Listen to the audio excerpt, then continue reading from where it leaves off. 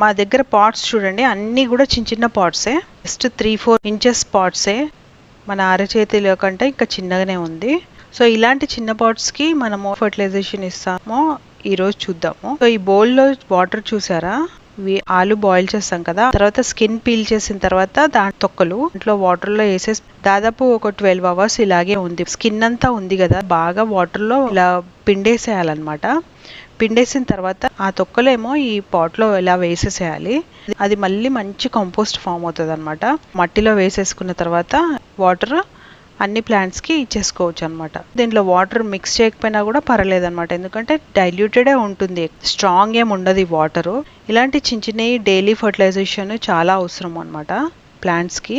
అందుకే మన బాల్కనీలో చిన్న చిన్న పాట్స్ లో అయినా కూడా అన్ని చాలా ఎక్కువగా హార్వెస్ట్ ఇస్తాయి. అలాగే ప్లాంట్స్ చాలా గ్రీన్ గా హెల్తీగా ఉంటాయి అనమాట, పెస్ట్ ఫ్రీ ఉంటాయి.